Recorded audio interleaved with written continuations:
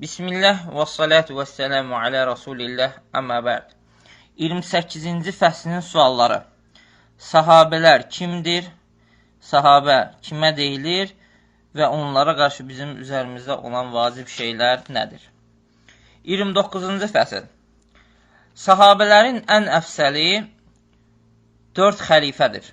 Birinci Əbu Bəkir, sonra Ömər, sonra Osman, sonra Əli, Allah Subhanahu taala onlardan razı olsun.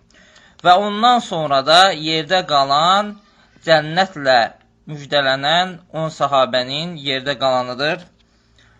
Və bunlar da Əbu Ubeydə bin Cərrahdır. Yəni, ilk ondan 4 xəlifədir. Əbu Bəkirdir, Ömərdir, Osmandır, Əli radiyallahu anhudur.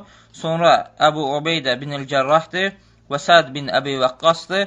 Və Abdurrahman bin Avfdır, və Zübeyir bin Avvamdır, və Talha bin Ubeydullahdır, və Səid bin Zeyd bin Amr bin Nufeldir.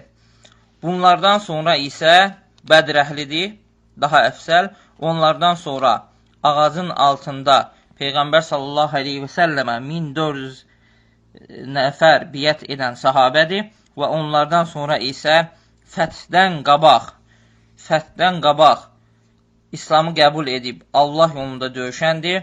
Sonra isə fəthdən sonra İslamı qəbul edib Allah yolunda döyüşəndir. Allah Subhanahu taala onların hamısından razı olsun. Yəni, sahabələrin bir-birindən üstün olmasında bilməyimizdə səmərə odur ki, yəni, hansı daha üstündürsə, onları o birisilərdən daha çox sevməliyik. Yəni, Raşidi xəlifələri yerdə qalan sahabələrdən daha çox sevməliyik.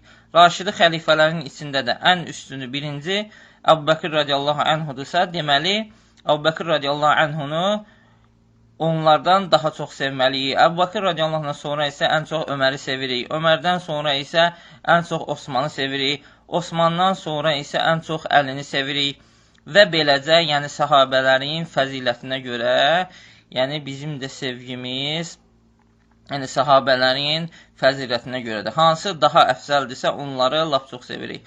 Allah Subhanahu taala bizi eşidib faydalananlardan etsin.